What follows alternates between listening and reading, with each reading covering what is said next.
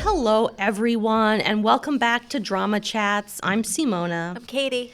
So we're going to be talking about the 2024 Netflix Korean action/comedy film Officer Black Belt, which stars Kim Woo-bin and Kim Sung-hyun, and it's written and directed by Jason Kim. So the movie is essentially about a man who is kind of an adrenaline junkie, or he really likes sports, and he likes esports, which means he likes all like the martial arts sports, and because he does taekwondo, judo, kendo. I mean karate. I mean all of them. He essentially needs to be stimulated because he mentions that he gets bored easily, so he needs something that holds his attention. Yeah. So he also delivers, he plays video games with his friends who have really odd nicknames. Yeah, but his nickname is Diarrhea, unless that's a complete mistranslation. I thought it was Big Bro. No, they call him Diarrhea. I'm not making that up. No. The other one, the other one was Moisture and Earthworm. Yeah. Yeah, I think Simona's on money. Yeah. Yeah. Well. So and he also he lives with his father, and his father owns a chicken restaurant. So and his aunt owns a hair salon. Yeah, and I have a question about that in a bit. Sure. So, and he delivers for his dad, and one night while he's returning from a delivery, he sees an altercation. You learn it's a martial artist officer. Wait, what's it called? A martial arts officer. Yes, thank you.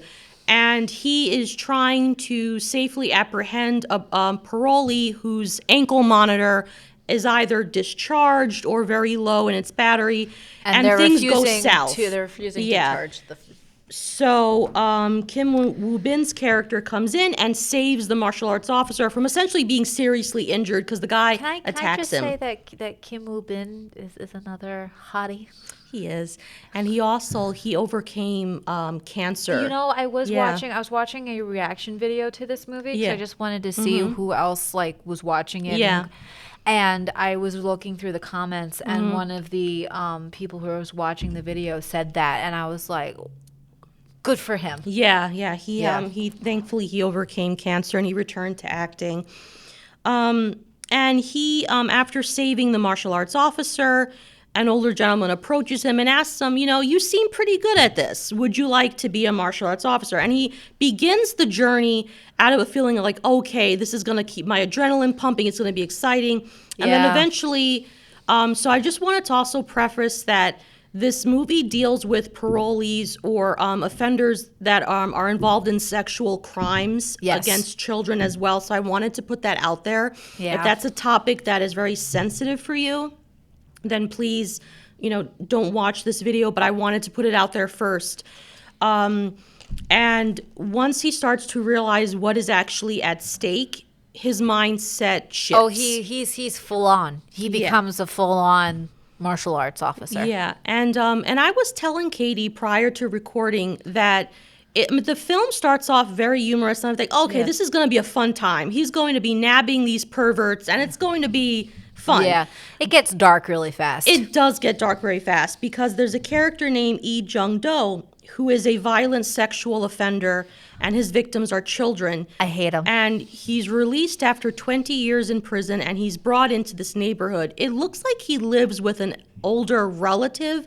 Could be his mom, could be a grandma, I'm not sure, because there's an old lady in the apartment with him.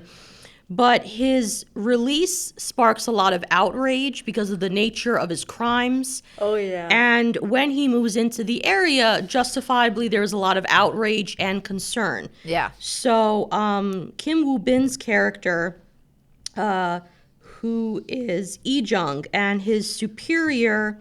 Mr. Cho. Mr. Cho.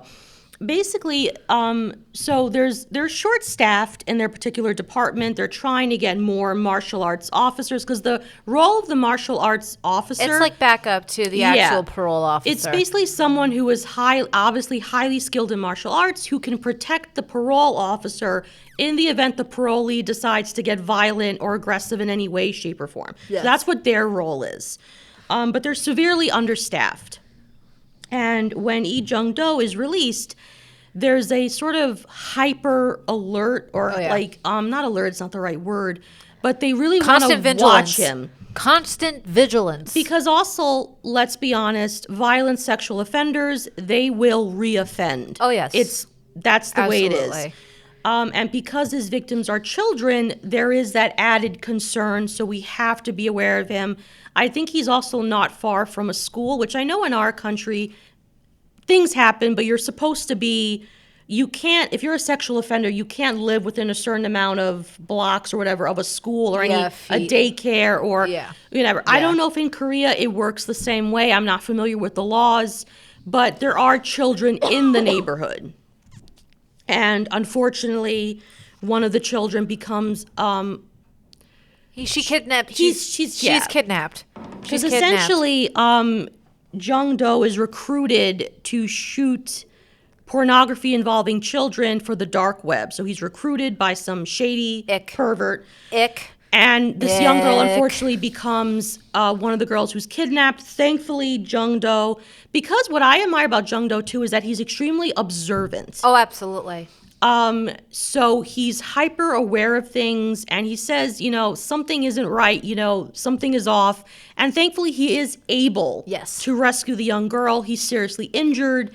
He's stabbed twice. Yeah, Jung Do escapes, but the young girl is rescued. And going back to his aunt character, now I'm not sure if she really is his aunt. No, she is, because the reaction to his father when he has to save her from another pervert, it's one where that is his actual sister.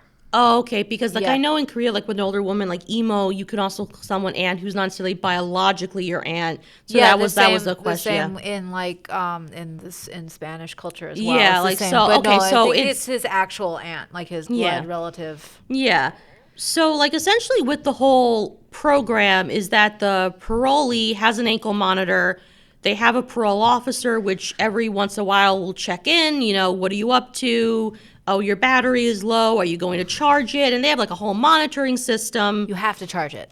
Yeah. And if you hang up on them, they will come after you. Which I'm pretty sure is how it works in this country as well.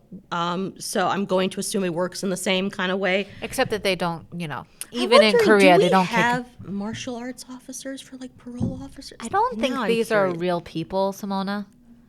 Well, why not? It could be an actual designation. It's not far-fetched. Okay, fine. You look that up while I continue my thoughts. Yeah. Yeah, so like I said, there were a lot of difficult moments in this film because it talks about really difficult subject matter. But what I love is, how Lee Jung-do, he shows remarkable restraint considering who he's dealing with. But I love how his character truly grows throughout the course of the film. I also love how his friends, in their own way, assist him, especially when he's trying to track Jung-do, who has eluded them. Yes. South Korea has martial arts officers, sometimes referred to as probation officers with martial arts skills, who work alongside traditional probation officers. These officers appointed by the Ministry of Justice are highly trained in martial arts like Taekwondo, Judo, and Kendo. They assist in situations where routine arrests escalate, intervening when necessary, and also help with the interview process. I feel okay. So it's a real thing. Okay, cool. You feel vindicated? I do. Yes, it's a real thing. And it's obviously I think it's good too, because some of the frustrating aspects too of this film is because I know in Korea, police officers have weapons. They have to, I'm going to say check in. There's probably another term. At the end of their shifts, they check in their weapon. They have to state how many bullets were discharged, if any, and everything is kept, everyone keeps a record. I'm not sure if in the States it works the same way. I don't know. But what's kind of frustrating is in moments because I know that sometimes cops are a little too trigger happy here. But over there, it's especially when Jung-do's character is being stabbed, he's practically being bludgeoned to death. And the officer, they have to first fire a blank. Then, of course, one of the officers gets taken out. I think he gets knocked out. So I'm dude, in this case, maximum force is necessary. Because I know they're very careful about that. very careful about using any kind of force. But like in situations like this, I think it's warranted. Help the guy out. He's like bleeding out on the floor. Like, do what you got to do, folks. And that fight happened after, and then he took on an entire group of criminals. Yeah, like I said, the fight scenes are awesome. In this movie, I love watching any type of Asian movie that's going to have really great martial art scenes, because I absolutely love those scenes. I think they're beautifully choreographed. I think that I am always in sheer awe of the talent of some of these actors who can actually fight and do their own stunts. Yes. I applaud you. It's amazing. And I'm pretty sure Kim Woo Bin did his own stunts. I believe he is the one doing his own stunts in this film. Yeah, and I know there's also talk about, because there's a scene where a news reporter is talking about are the sentences for these kinds of crimes too lenient? Yeah. And I know there is a lot of talk about that in Korea. There is a feeling that especially when it comes to sexually related crimes, the sentences are a little too lenient. Yeah. Because I think there's also this belief where, and even the reporter mentions it, where if you make it more severe, it's almost like you're being too punitive. Right. And there's that concern, are you being overly zealous in trying to punish these individuals? Right. It's like one of the big things with underage criminals is that they can't be arrested. So you can commit. That's so. And you can commit truly heinous crimes, but because you're underage, you can't be prosecuted. It's so like that, and that's so mind-blowing to me, because in this country, even if you are a child and you commit a heinous crime, you're going to juvie. Yeah, you are going to be punished. Because the notion is that you don't want to damage their future, so to speak. If you punish them, what kind? But there are severe cases. There was the severe bullying case where they essentially almost scalped the girl, and they filmed it, and they received no punishment. So there are concerns. These conversations are happening. I'm just not sure if it's ever going to be changed. And even the idea that he can move into a neighborhood where there are children. Now, granted, I don't know if it's possible to find a neighborhood where there's no children. I don't know if that would ever be possible. That's not really but, even here in this country, I know that any sex offender has to be registered in the sex offender registry. I mean, and you can look it up and see if there's anyone located like that, designated like that in your neighborhood. Yeah. And so I mean, there's plenty, I think, of places where in this country where there is a sex offender living in a neighborhood that has children. Yeah, like I said, it's not always feasible, but I'm also thinking of the moment where he sees the young girl in the window and the father pulls her away immediately, and it's chilling because he's So it's but I'm glad that he goes back to jail, so that's good. Well, I am glad that he gets his ass kicked. Yes. He gets the ass whooping that he needed by our very handsome leading man. Yes. Were you also sad when he got rid of his blonde hair? No. Oh, I was. Because, no, why? And also it looks more professional. So? But I mean, he was accepted into but look at the response when he comes with his black hair. So? I don't know. And also he needed to redo the roots. It was kind of looking bad. We should have kept the blonde hair. Yeah, no, I was for the change and the a little bit of the haircut. Yeah, I was fine. I did also appreciate some of the misdirects that happened in the film. It was great.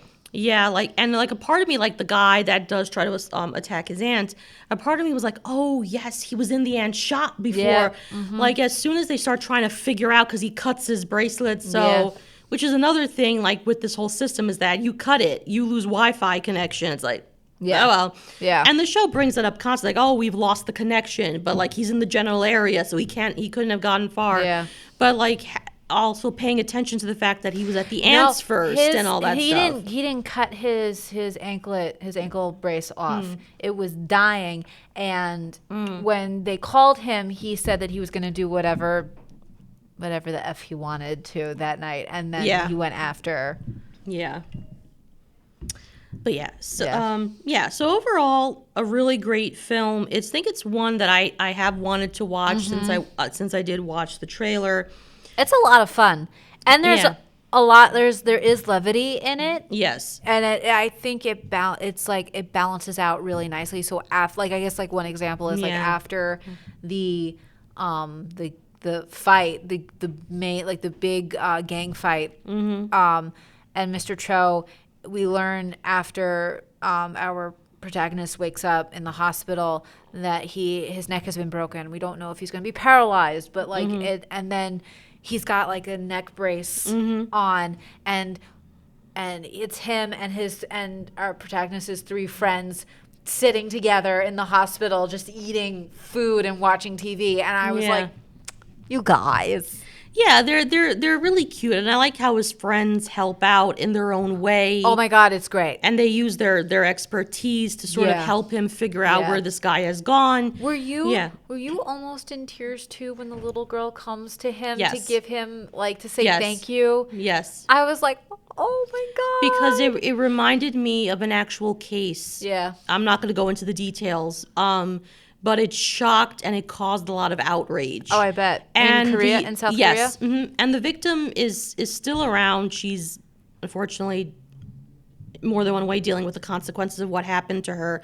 But the guy was brought back to her very neighborhood. Oh my God. And the excuse that was given was he was intoxicated. They had to be lenient because he was intoxicated. That's not an excuse at all. So that's what this reminded me of. And they probably, you know what? I wouldn't be surprised if they took inspiration from that. I'm sure they did. I mean, there have been, like, I think biopic films made of that young girl, but like that's what it reminded me of. And the fact that Jung-do says, she's only 10 years old and she's terrified to leave her house. Yeah. Like, what kind of world is this where children have to live in terror? And I loved when his mentor Cho says that I want to basically provide a world where no child is unsafe, where no child feels threatened. I love essentially his origin story of how he became a prohibition.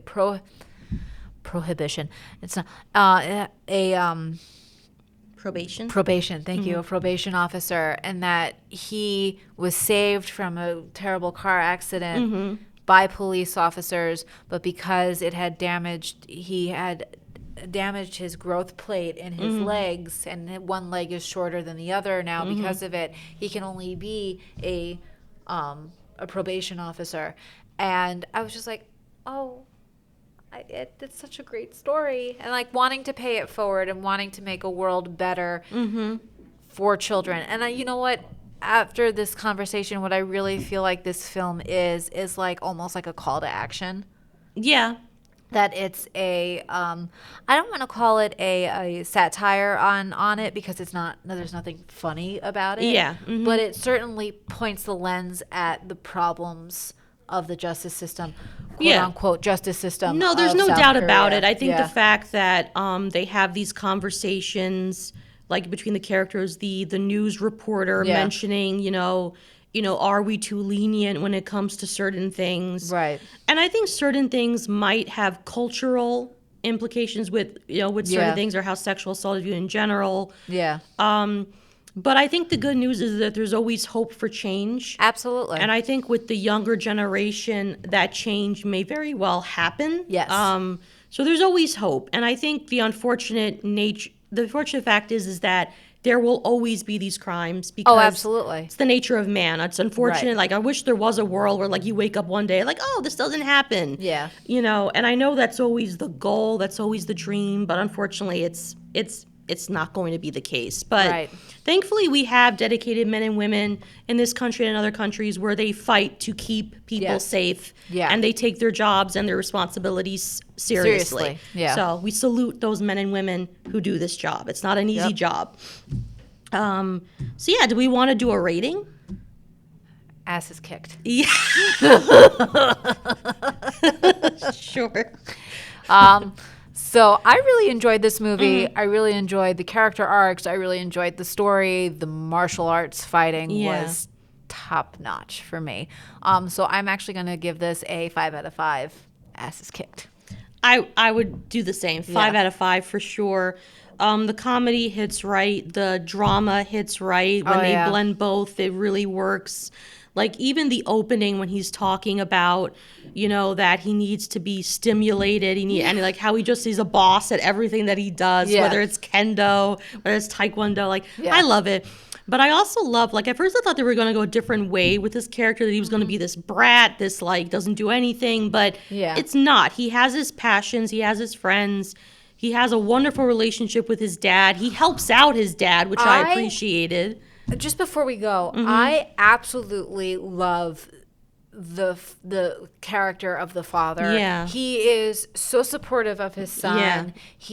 And it's like this whole thing of like showing that he was proud of his son when he became a full-fledged officer, holding the phone up, recording his ceremony and all that stuff. And it made me feel very good to see that. It's definitely a really great film. I would highly recommend it. If and in spite of like the subject matter, it was a little difficult for me. If you're someone like who it definitely the subject matter definitely gave me the ick, but unfortunately we do have people like what this. I will say is that it's not gratuitous. No. Oh, absolutely and not. I didn't find that it was exploitive in its depiction of the themes and topics. So I appreciation that. So this film is definitely not that. No, absolutely not. I think it was trying to show that this is an unfortunate, rampant thing in their society, in their culture. Not to say that it's not an issue in other countries' societies, but they handled it very, very well. They just they didn't stay on it. They just kind of like was like, all right, this is the issue. Here's the issue. We point the lens at it, and then we move on. Yes. Yeah. So did you want to do another recommendation, film or drama? Or I'm not really watching a drama right now. What I am watching is The Apothecary Diaries, the anime. Oh, okay. I'm also reading the manga. Which we have. Which we do have, yes. In our collection. We do. If you're interested, we do have it. Yes. And what I'm finding with the anime and the manga, it's kind of like direct from the page kind of a thing, almost kind of a thing. It's 24 episodes. I got onto I think episode 11 or 12 now. Okay. Am I feeling it? I don't really know. I don't really know how I feel about it. So I'm just going to keep watching and see if my mood changes with it. But that's what I'm watching right now. Okay. Alrighty. Yeah. All right. Well, thank you so much for joining us for this discussion. As always, like, subscribe, and we will see you next time. Bye, everyone.